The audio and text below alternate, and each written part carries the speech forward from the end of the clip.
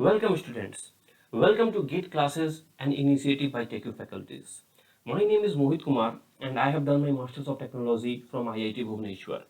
Currently, I am teaching as an assistant professor in Muzaffarpur Institute of Technology, Muzaffarpur under Bihar government. I have a teaching experience of over 5 years and I will be covering the analog communication part of the subject communication system. So let's start the preparation. Let's crack the gate.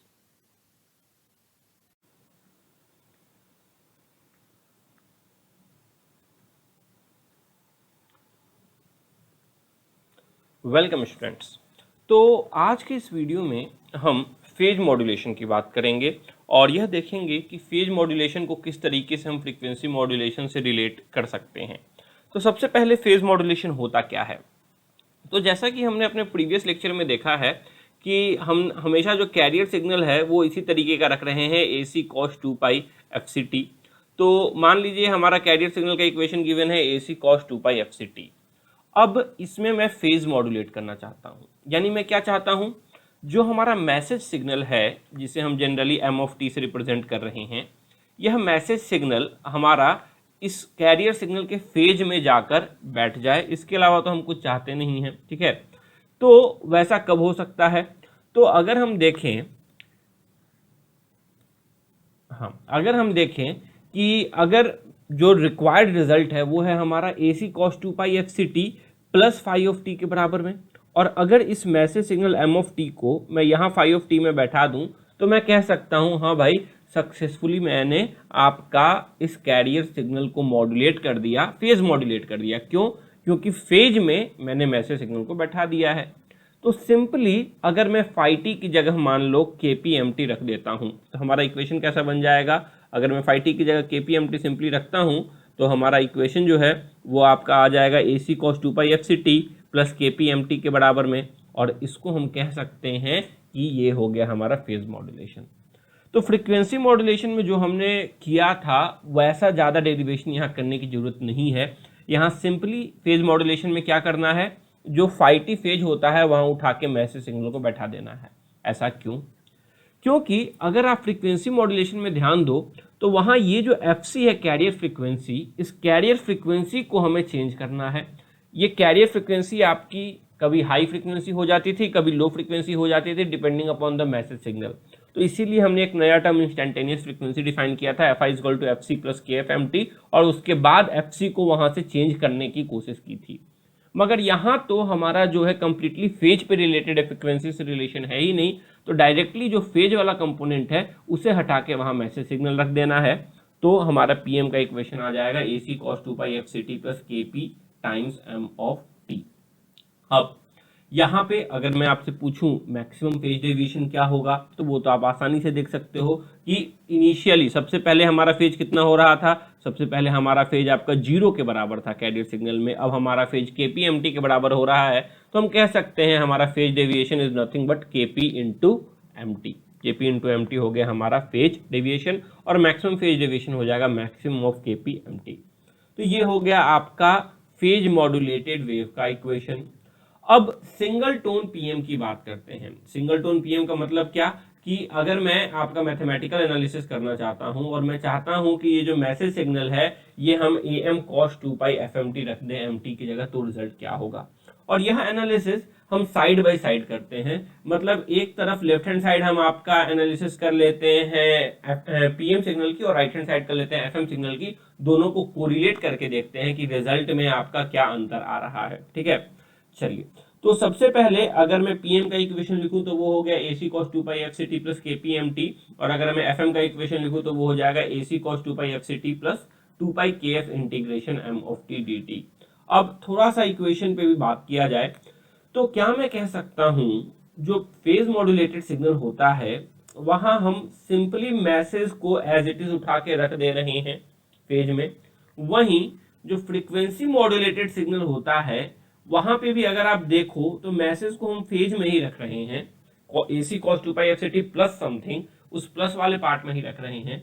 मगर जिस part में रख रहे हैं वहां message को as it is नहीं रखते हैं, मैसेज को इंटीग्रेट करके रख रहे हैं। इसका डेरिवेशन हम प्रीवियस लेक्चर्स में देख चुके हैं। तो अगर मैं आपको पीएम और एफएम के बीच में इक्वेशन में एक सिंपल सा आपका डिफरेंस देखना चाहूं तो मैं क्या कहूंगा, पीएम में मैसेज सिग्नल को एज इट इज उठा के फेज में रख देते हैं, जबकि एफएम में मैसेज सिग्नल को पहले इंटीग्रेट करते हैं उसके बाद उठाकर फेज में रख देते हैं। तो ये हो गया दोनों का कोरिलेशन। इसके बाद बात करते हैं कि इसको किस तरीके से अगर हम mt की जगह am cos 2 fmt रखेंगे तो क्या चेंजेस आएगा।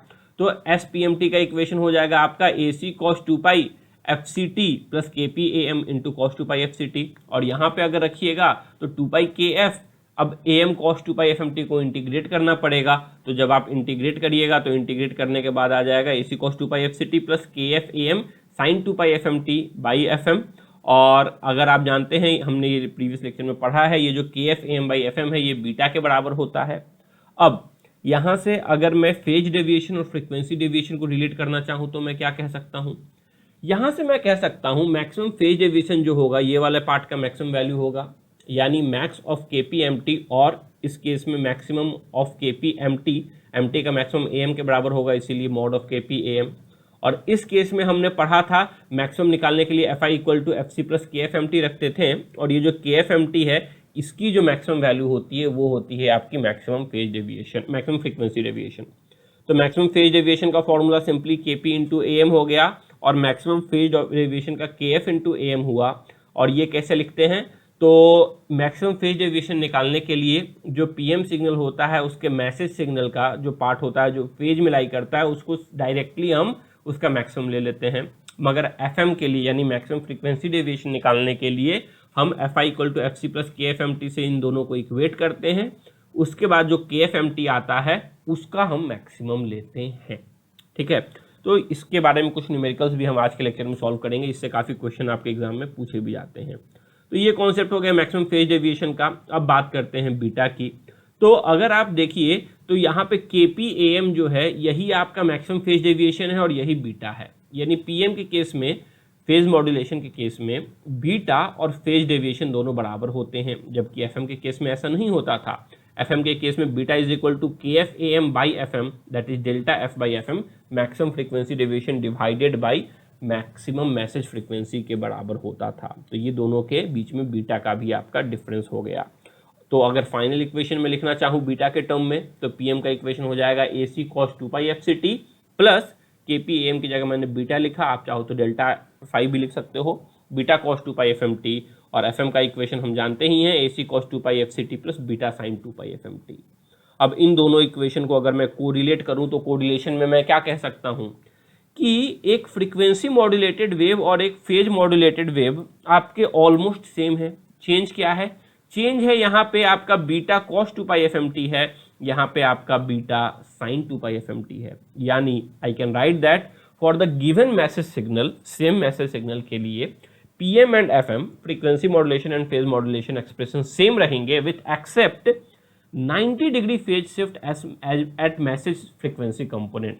यहाँ पे आपका message frequency component sin 2 fmt था, यहाँ पे cos 2 fmt है, यानी 90 डिग्री का दोनों में अंतर हो जाता है। तो अगर दोनों में 90 डिग्री का अंतर कर दिया जाए तो आप FM से PM और PM से FM निकाल सकते हो, यह मैं यहाँ पे कंक्लूड कर सकता हूँ। तो ये हो गया आपका सिंगल टोन, यानी मैसेज सिग्नल को मैंने आपका AM cos 2 fmt माना तो उसकी एनालिसिस कर ली। तो इस पेज से हम क्या कंक्लूड कर सकते हैं, यहाँ से हम यह कंक्लूड कर सकते हैं कि जो फेज मॉड्यूलेशन होता है उसमें उसकी इक्वेशन में सिंपली हम मैसेज सिग्नल को उठा के फेज में रख देते हैं, पहला पार्ट। दूसरा पार्ट जो फेज मॉड्यूलेशन होता है उसमें maximum phase deviation simply kpmt, यानी जो फेज वाला पार्ट है इक्वेशन में उसको मैक्सिमाइज करके निकाला जाता है। तीसरा जो maximum phase deviation delta phi होता है वही बीटा के बराबर होता है, beta is equal to delta phi is equal to kpam। और चौथा पॉइंट हम यह कह सकते हैं कि एक पीएम और एफएम का जो मैथमेटिकल एक्सप्रेशन होता है वो सेम होता है except 90 degree phase shift at message signal frequency component, यानी जहां पे मैसेज सिग्नल का फ्रीक्वेंसी मैसेज सिग्नल आप लिख रहे हो वहां पे बस आपको 90 डिग्री का फेज शिफ्ट कर देना है, तो एफएम से पीएम और पीएम से एफएम आप आसानी से मैथमेटिकल इक्वेशन में लिख सकते हो। तो यह हमने कंक्लूड किया। अब ये जो है ये काफ़ी इंपॉर्टेंट क्वेश्चन भी है, आपके एग्जाम में कई बार पूछा भी जाता है कि हाउ कैन यू कन्वर्ट और how can you generate a phase modulated wave from frequency modulator, और how can you generate a frequency modulated wave from a phase modulator. यानी कि एक फेज मॉड्यूलेटर से आप फ्रीक्वेंसी मॉड्यूलेटेड वेव और एक frequency modulator से एक फेज मॉड्यूलेटेड वेव किस तरीके से जनरेट कर सकते हैं। तो जरा समझने की कोशिश करते हैं, काफी सिंपल सा सवाल है अगर आप ध्यान से देखिए तो। अगर मैं सबसे पहले ब्लॉक इक्वेशन की बात करता हूं, इक्वेशन लिख दिया मैंने और इक्वेशन के साथ साथ में ब्लॉक डायग्राम लिखते चलते हैं। तो यहां पे मैंने आपका एक ब्लॉक डायग्राम लिख दिया है। हाँ, अगर मैं ब्लॉक डायग्राम की बात करूं तो यहां पे जैसा कि आप देख सकते हो एमटी दिया मैंने, इसको एक फेज मॉड्यूलेटर में दिया। तो इनपुट पे क्या दिया, मैसेज और कैरियर एमटी और सीटी, आउटपुट क्या हो गया, पीएम आया। तो क्या मैं यहाँ पे यह कह सकता हूं कि यहाँ पे ज्यादा कुछ नहीं किया गया है, यहाँ पे आपका जो मैसेज सिग्नल हुआ है एम ऑफ टी, ये फेज मॉड्यूलेटर क्या कर रहा है, message signal m of t को उठाकर कैरियर सिग्नल के फेज में बैठा दे रहा है, कैरियर सिग्नल के फेज में AC cos 2π FCT के फेज में बैठा दे रहा है, एज इट इज मैसेज को उठा के वहां पे रख दे रहा है। और वही अगर मैं FM की बात करूं तो FM में क्या होता है, अगर मैं FM का आपका डेरिवेशन देखूं ब्लॉक डायग्राम के हिसाब से, तो जो मैसेज सिग्नल हो रहा है इसको पहले इंटीग्रेट किया जा रहा है और इंटीग्रेट करने के बाद ये जो फ्रीक्वेंसी मॉड्यूलेटर है वो कैरियर सिग्नल के फेज में बैठा रहा है। ये काम फ्रीक्वेंसी मॉड्यूलेटर करता है और फेज मॉड्यूलेटर क्या करता है, मैसेज सिग्नल को एज इट इज उठा के आपको फेज मॉड्यूलेटर के मैसेज सिग्नल को एज इट इज उठा के कैरियर सिग्नल के फेज में बैठा देता है। ये काम हो गया फेज मॉड्यूलेटर और फ्रीक्वेंसी मॉड्यूलेटर का, अगर सिंपल टर्म्स में समझे तो। अब मेरे से सवाल ये पूछा गया है कि मुझे एक आपका फेज मॉड्यूलेटर यूज करते हुए फ्रीक्वेंसी मॉड्यूलेटेड वेव जनरेट करना है। मतलब क्या, मतलब ये कि मुझे आपको जो डिवाइस दिया है वो फेज मॉड्यूलेटर है, ठीक है, और बोल रहा है कि आउटपुट पे मेरे को फ्रीक्वेंसी मॉड्यूलेटेड वेव चाहिए। इनपुट पे आप क्या लोगे फिर, एक तो कैरियर सिग्नल आपके इनपुट पे आना ही आना है, यहां पे क्या लेंगे। अब मैं चाहता हूं कि मेरे आउटपुट पे FM वेव हो, यानी आउटपुट पे जो वेव हो उसमें जो मैसेज सिग्नल हो वो इंटीग्रेटेड हो। यानी अगर इस फेज मॉड्यूलेटर के इनपुट पे ही मैंने इंटीग्रेटेड मैसेज सिग्नल दे दिया, इस फेज मॉड्यूलेटर के इनपुट पे ही अगर मैंने इंटीग्रेटेड मैसेज सिग्नल दे दिया, तो क्या मैं कह सकता हूं ये फेज मॉड्यूलेटर उस इंटीग्रेटेड मैसेज सिग्नल को उठा के एज इट इज उसके फेज में रख देगा। यानी अगर मैं कुछ ऐसा कर रहा हूं, ध्यान दीजिएगा, अगर मैं कुछ ऐसा कर रहा हूं, एमटी को उठा रहा हूं, उसको इंटीग्रेट कर रहा हूं, तो integration of m of t हो गया, और इसको फेज मॉड्यूलेटर में दे रहा हूं, तो फेज मॉड्यूलेटर क्या करेगा, integration of m of t को उठाएगा और उसके फेज में बैठा देगा। तो हमारा काम तो हो गया, हमें तो इसी चीज से मतलब था ना, हमें तो इसी चीज से मतलब था कि जो फेज है, फेज में हमारा आपका integration of m of t बैठ जाए, तभी तो हम कहेंगे कि FM सिग्नल बन गया है। तो ये हो गया आपका फर्स्ट पार्ट, जहां पे हम आपका किस तरीके से एक फेज मॉड्यूलेटर से FM को जनरेट करते हैं लिख सकते हैं। सेकंड पार्ट की बात करते हैं। सेकंड पार्ट में हम यह चाहते हैं कि एक फ्रीक्वेंसी मॉड्यूलेटर से मैं फेज मॉड्यूलेटर बना दूं। यानी हमारे पास जो डिवाइस इस बार गिवन है, डिवाइस हमारा फ्रीक्वेंसी मॉड्यूलेटर का है, और हम चाहते हैं कि हमारे आउटपुट में जो आए, आउटपुट में हमारा फेज मॉड्यूलेटेड सिग्नल आए। और फ्रीक्वेंसी मॉड्यूलेटर क्या करेगा, जो भी इनपुट पे आएगा उसको पहले इंटीग्रेट कर देगा और उसके बाद उसको जाके फेज में बैठाएगा। तो एक काम करते हैं, जो उसके इनपुट पे है, क्योंकि जो भी इनपुट पे आएगा उसको वो इंटीग्रेट करने वाला है, तो इनपुट पे डिफरेंशिएटेड मैसेज सिग्नल दे देते हैं। अब डिफरेंशिएशन इंटीग्रेशन आपस में कैंसिल कर देगा। यानी मैंने क्या किया, मैसेज सिग्नल को पहले एक डिफरेंशिएटर से पास कर दिया, तो डिफरेंशिएटेड मैसेज सिग्नल आया। अब इस डिफरेंशिएटेड मैसेज सिग्नल को ये फ्रीक्वेंसी मॉड्यूलेटर इंटीग्रेट कर देगा। तो जैसे ही डिफरेंशिएटेड मैसेज सिग्नल को इंटीग्रेट करेगा, डिफरेंशिएशन इंटीग्रेशन आपस में कैंसिल, बचा मैसेज सिग्नल, यानी मैसेज सिग्नल को उठा के वो प्लेस कर देगा एक कैरियर वेव के फेज में। तो हमारा जो रिजल्टेंट सिग्नल आ जाएगा वो आ जाएगा फेज मॉड्यूलेटेड सिग्नल। तो इस तरीके से काफ़ी आसानी से आप एक फेज मॉड्यूलेटर से फ्रीक्वेंसी मॉड्यूलेटर और फ्रीक्वेंसी मॉड्यूलेटर से फेज मॉड्यूलेटर डिज़ाइन कर सकते हैं। अब आगे चलते हैं। आगे आपके कुछ न्यूमेरिकल्स पूछे जाते हैं मैक्सिमम फ्रीक्वेंसी डेविएशन और मैक्सिमम फेज डेविएशन के कॉन्सेप्ट के बेसिस पे। ये न्यूमेरिकल जो है वो काफ़ी इंपॉर्टेंट है। ये आपसे एग्जाम में कई बार पूछे जाते हैं, तो इनको जरा ध्यान से समझिएगा। देखिए क्वेश्चन जो है वो टफ नहीं होता है, क्वेश्चन काफ़ी आसान होता है। बस आपको कुछ रूल्स मैं बताने वाला हूं, जो अभी तक हम पढ़ चुके हैं उसको मैं एक जगह समराइज करने वाला हूं। अगर आप उन रूल्स को फॉलो करोगे तो किसी भी वेव का आप फ्रीक्वेंसी डेविएशन या फेज डेविएशन निकाल सकते हो। अब देखो अभी तक जो हमने पढ़ा उससे हम एक चीज तो कंक्लूड कर सकते हैं कि सिर्फ देखकर यह नहीं कहा जा सकता कि एक गिवन इक्वेशन आपका फ्रीक्वेंसी मॉड्यूलेटेड इक्वेशन है या फेज मॉड्यूलेटेड इक्वेशन। क्यों? क्योंकि दोनों में ज्यादा अंतर नहीं है ना, सिर्फ मैसेज सिग्नल पे आपका 90 डिग्री का फेज शिफ्ट है। अब अगर हमें मैसेज सिग्नल नहीं पता है और सिर्फ एक इक्वेशन दे दिया गया, मैसेज सिग्नल पता ही नहीं है और सिर्फ एक इक्वेशन दे दिया गया, तो क्या मैं बता सकता हूं कि वो फ्रीक्वेंसी मॉड्यूलेटेड है या फेज मॉड्यूलेटेड है? जी नहीं, मैं नहीं बता सकता।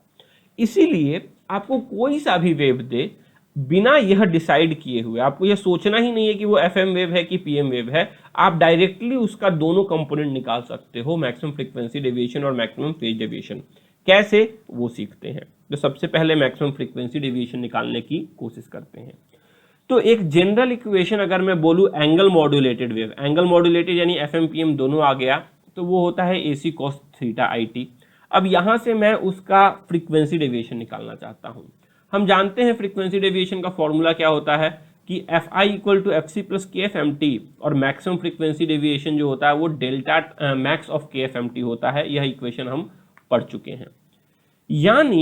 यानी अगर इस जनरल एक्सप्रेशन में से जो कि AC cos थीटा IT है, इसको मैं किसी भी तरीके से इस इक्वेशन से कोरिलेट कर दूं, FI equal to FC plus KFMT से किसी भी तरीके से इन दोनों को कोरिलेट कर दूं और वहां से KFMT की वैल्यू निकाल लूं और उसको मैक्सिमाइज कर दूं, तो हम कह सकते हैं वही हमारा मैक्सिमम पॉसिबल फ्रीक्वेंसी डेविएशन है। यानी ये जो क्वेश्चन है, क्वेश्चन किस तरीके से रिड्यूस हो गया? क्वेश्चन रिड्यूस हो गया कि जो भी आपको इक्वेशन दिया रहे थीटा IT, वहां से मैं FI की वैल्यू कैसे निकाल सकूं। अगर मैं FI की वैल्यू निकाल सकता हूं तो मैं रिजल्ट ला सकता हूं। अब जरा बात करते हैं ये थीटा IT होता क्या है। हमने ये चीज प्रीवियस लेक्चर में, फर्स्ट लेक्चर में पढ़ा है जब हम फ्रीक्वेंसी डेविएशन पढ़ रहे थे, उसी को यहां पे मैं फिर से रिवाइज कर रहा हूं। तो थीटा IT आपका क्या होगा? 2πFIT प्लस फाई के बराबर में, उसमें फ्रीक्वेंसी भी होगा, फेज भी होगा। यहां से मुझे किसकी जरूरत है? FI की जरूरत है। क्या मैं theta IT minus phi by 2πT लिख सकता हूं? जी नहीं। क्यों? क्योंकि ये जो है टाइम के वेरिएंस है, ये टाइम के हिसाब से वेरिएशन कर रहा है, कांस्टेंट नहीं है। अगर कांस्टेंट होता तब मैं उधर लेके जा सकता था, ठीक है। तो मैं क्या कर रहा हूं, दोनों साइड डिफरेंशिएट कर देता हूं। तो ये हो जाएगा 2πFI, फाई वाला टर्म जीरो हो गया, ये हो गया 2π d/dt of theta IT, time के रिस्पेक्ट में डिफरेंशिएट कर दिया। और यहां से अगर मैं FI लिखूं तो मैं लिख सकता हूं FI is equal to 1/2π d/dt of theta IT। ये जो इंपॉर्टेंट है, जो ब्लैक बॉक्स में है, यह आपका बहुत इंपॉर्टेंट इक्वेशन है। यानी अब अगर आपसे कोई पूछे कि मैंने आपको एक एंगल मॉड्यूलेटेड वेव दे दिया है और मेरे को इसका मैक्सिमम फ्रीक्वेंसी डेविएशन बताओ, तो आप क्या करोगे?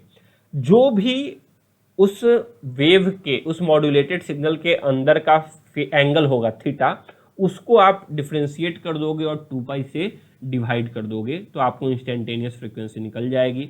इस इंस्टेंटेनियस फ्रीक्वेंसी को आप FI equal to FC plus KFMT से कोरिलेट करोगे और वहां से आप KFMT की वैल्यू निकालोगे और जो KFMT की वैल्यू निकलेगी उसको मैक्सिमाइज कर दोगे, तो आपका मैक्सिमम फ्रीक्वेंसी डेविएशन निकल जाएगा। कैसे? एक एग्जाम्पल से समझते हैं। जो चीज मैंने अभी समझाया तो आपको काफी आसानी से क्लियर हो जाएगा।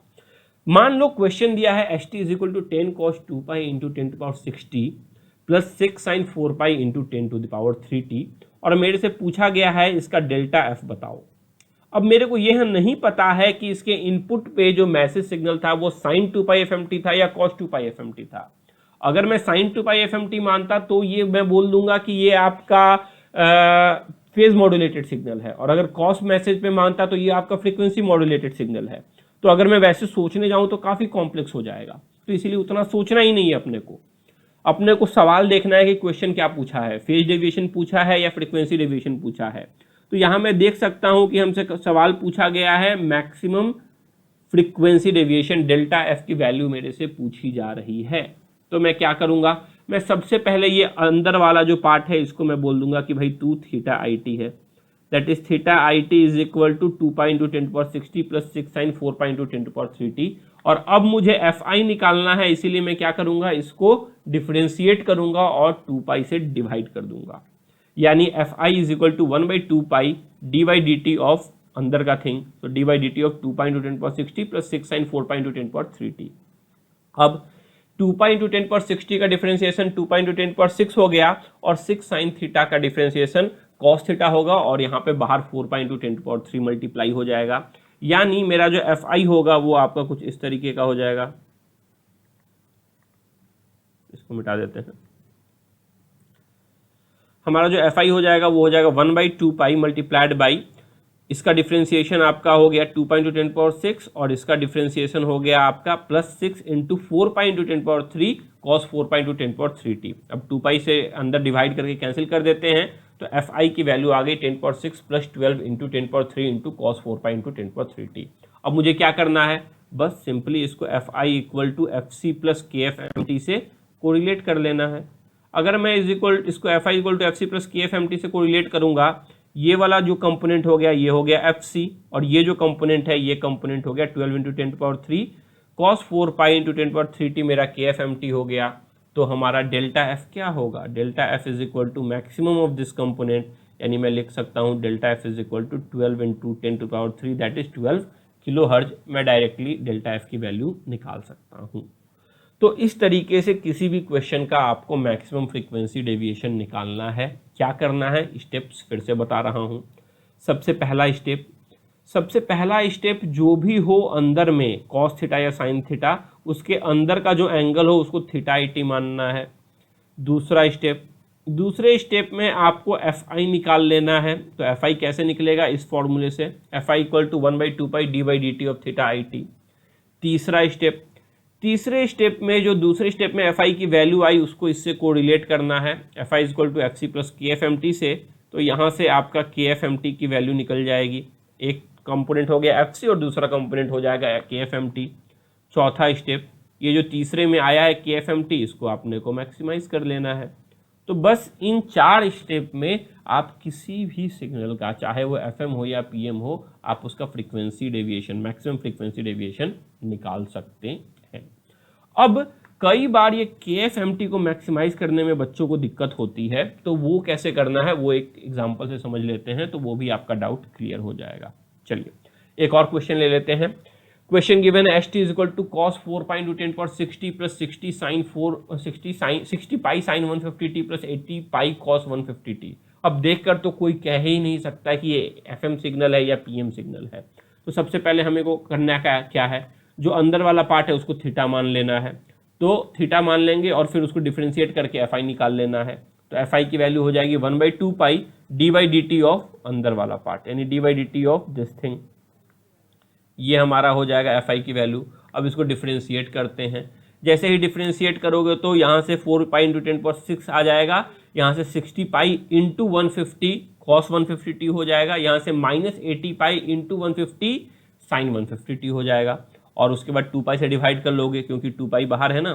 तो हमारी एफ आई की वैल्यू आ गई कुछ 2 into 10 power 6 plus 30 into 150 that is plus 4500 cos 150t minus 6000 sine 150t।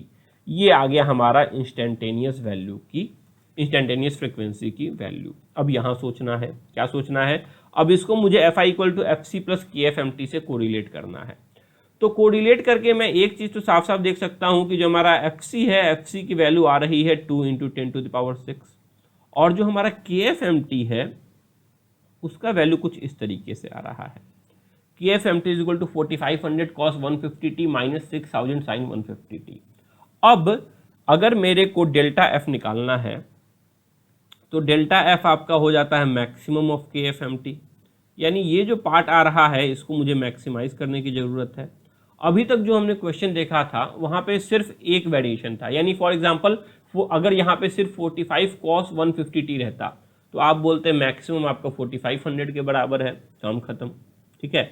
But यहाँ पे अभी 2 वेरिएशन है, तो ये किस फॉर्म का है जरा देखो। क्या मैं इसे कुछ इस तरीके से देख सकता हूँ, a times cos theta plus b times sine theta लिख सकते हैं ना। A cos theta plus B sine theta, जहाँ ए की वैल्यू 4500 है, बी की वैल्यू आपकी -6000 है। तो अगर कभी भी आपका A cos theta plus B sine theta के फॉर्म में आता है तो इसको आपने पढ़ा होगा कि हम एक्सपोनेंशियल फॉर्म में लिख देते हैं, जहाँ पे आर का वैल्यू जो होता है, आर की वैल्यू हो जाती है square root a square plus b square, और टेन थीटा जो फाई होता है, phi is equal to tan theta, that is tan inverse of theta की वैल्यू लिख देते हैं। मगर यहाँ पे तो हमें सिर्फ मैग्नीट्यूड से मतलब है, मैक्सिमाइज करना है। यानी जब भी इस फॉर्मेट में आए, ध्यान दीजिएगा दोनों का फेज बराबर है, दोनों का जो 150t है फ्रीक्वेंसी, दोनों का जो एंगल का थीटा है वो बराबर है अंदर का। जब भी इस फॉर्मेट में आए तो आपकी आर की वैल्यू यानी इसकी जो मैक्सिमम वैल्यू है वो सिंपली क्या हो जाएगी, square root of amplitude square of first part plus amplitude square of second part, यानी square root of 45 square plus 6000 square. Your answer will be simply 7500 hertz. That will be your maximum possible frequency deviation. तो इस तरीके से आपको maximum possible frequency deviation निकालना है। अब बात करते हैं फेज डेविएशन की, कि फेज डेविएशन कैसे निकाला जाए। तो जरा देखो, फेज डेविएशन बहुत आसान है। फ्रीक्वेंसी डेविएशन में तो आपको 4 स्टेप फॉलो करना पड़ा था ना, कि सबसे पहले अंदर वाले को एंगल मानो थीटा आई, वहाँ से एफ आई की वैल्यू निकालो, फिर एफ आई को डिफरेंशिएट करो, डिफरेंशिएट करने के बाद f i is equal to f c plus k f m t से इक्वेट करो, और फिर के एफ एम टी को मैक्सिमाइज करो। यहाँ पे तो इतना करना ही नहीं है।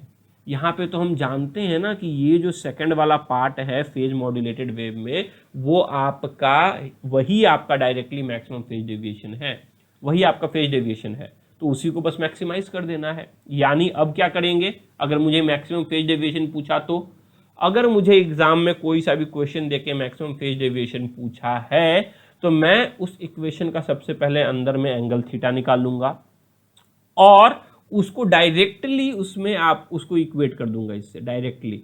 यानी एक पार्ट हो गया cos 2π fct, एक पार्ट हो गया 2π fct वाला कैरियर सिग्नल का फ्रीक्वेंसी वाला, और जो दूसरा पार्ट है उसको डायरेक्टली मैं मैक्सिमाइज कर दूंगा, हमारा काम बन जाएगा। क्वेश्चन करके देख लेते हैं। मान लो यही जो पहला वाला क्वेश्चन हमने एफएम के लिए किया था वही यहाँ भी कर लेते हैं, डेल्टा एफ के लिए जो पहला क्वेश्चन किया था वही यहाँ भी कर लेते हैं।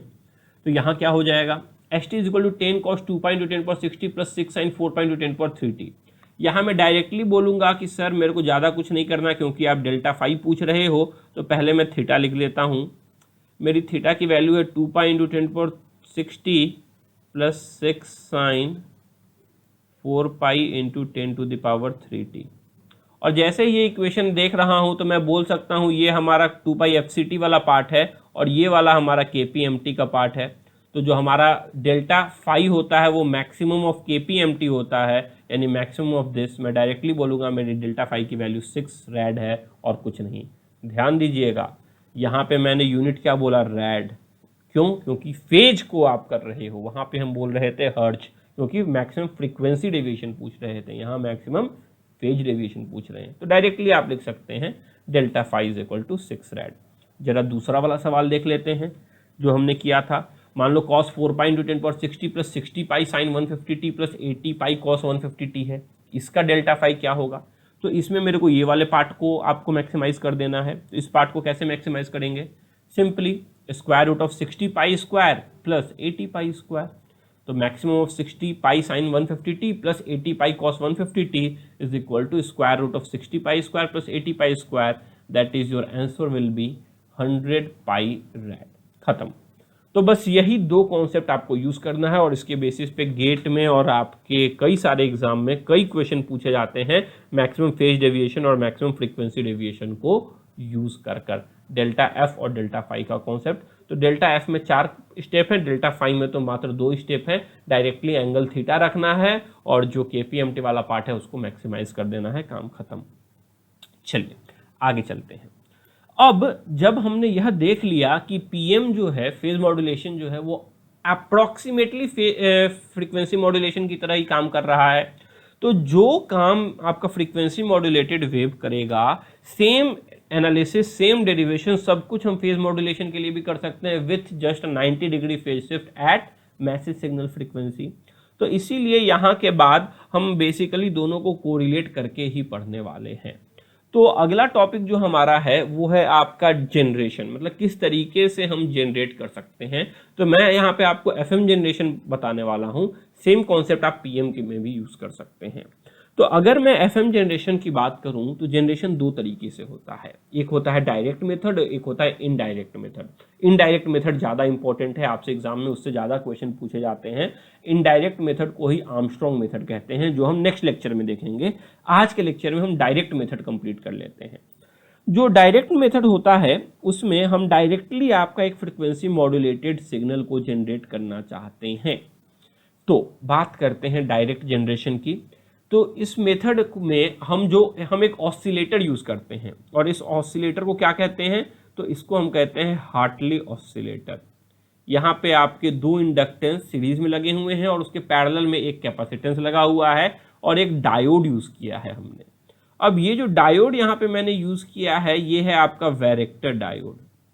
तो वैरेक्टर डायोड की प्रॉपर्टी क्या होती है, वैरेक्टर डायोड आपका रिवर्स बायस में यूज होता है और ये एक वेरिएबल कैपेसिटेंस, यानी इसका कैपेसिटेंस वेरी करता है, वेरिएबल कैपेसिटेंस की तरह ये बिहेव करता है, इसको हम कहते हैं वैरेक्टर डायोड। और इनके पैरेलल में मैंने मैसेज सिग्नल लगा दिया है। तो ये है आपका एक डायरेक्ट जनरेशन यानी हार्टले ऑसिलेटर का डायग्राम के किस तरीके से बनेगा। तो दो L1 L2 दो को मैंने आपका सीरीज में लगाया है, दो इंडक्टेंस को, और उसके पैरेलल में एक कैपेसिटर और एक वैरेक्टर डायोड, और उसके पैरेलल में ही मैंने मैसेज सिग्नल को इनपुट दे दिया है। और मैं कहूँगा कि इसमें जो आउटपुट निकलेगा वो आउटपुट हमारा आपका एक फ्रिक्वेंसी मॉड्यूलेटेड वेव होगा। कैसे, जरा देखते हैं। सबसे पहले इसका आपका फ्रीक्वेंसी कितना आएगा, क्योंकि ऑसिलेटर है तो कुछ फ्रीक्वेंसी पे ऑसिलेट करेगा।